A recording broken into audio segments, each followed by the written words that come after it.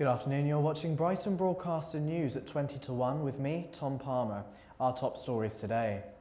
Storm Brendan caused chaos last night as gales of up to 80 miles per hour battered parts of the south coast. One motorist in Sussex needed rescuing after they were trapped in their car last night due to flooding caused by the heavy rainfall. East Sussex Fire and Rescue Service have issued a warning for others not to take unnecessary risks during the storm. Fallen trees and other debris has blocked roads and rail lines, leading to disruption across parts of the county this morning, and emergency services have been working overnight to clear branches from the tracks. A coroner, Veronica Hamilton-Dealey, has said that Brighton has more drug-related deaths than anywhere else. The public seemed to be unsurprised by this report.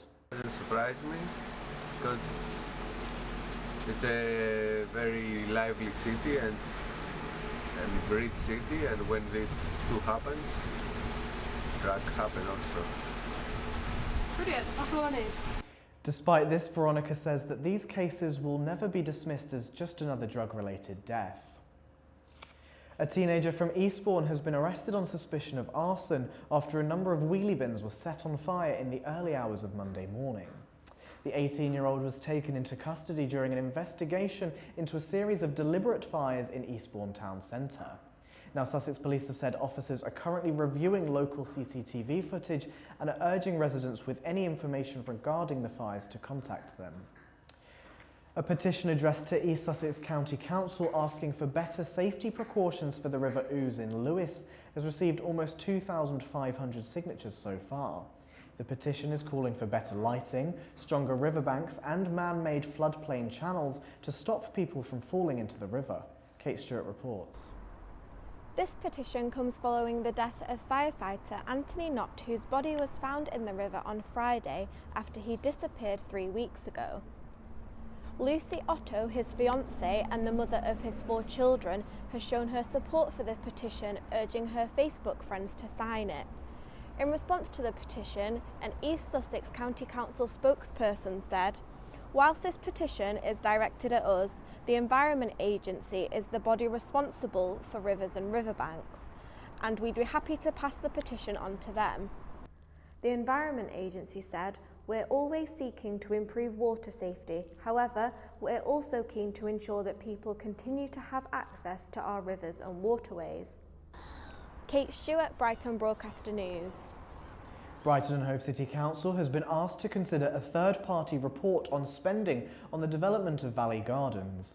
Conservative councillor Lee Weirs spoke to us before the committee meeting yesterday about his concerns with the current report.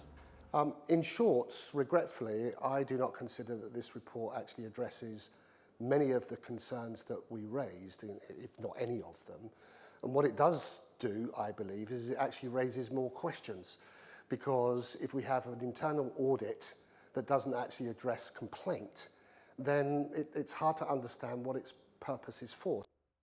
And now for the sports. Tottenham Hotspur have announced the loan agreement of Gedson Fernandes from Benfica with the option to make the transfer permanent at the end of an 18-month period. He says this move is a dream come true. In tennis, the Australian Open qualifying match was cancelled yesterday because of the ongoing bushfires. Dalia Jakovic was escorted off of the court after suffering from a coughing fit and was unable to continue. But the Rally for Relief exhibition match featuring Federer, Nadal and Serena Williams will be held on Wednesday night, with all money raised being donated to the Bushfire Relief Fund. And finally, for the weather, today we can expect heavy rain across Sussex with lows of 7 degrees Celsius. That's all for now. The time is 12:44. Join us back here in an hour for an update on these stories and more.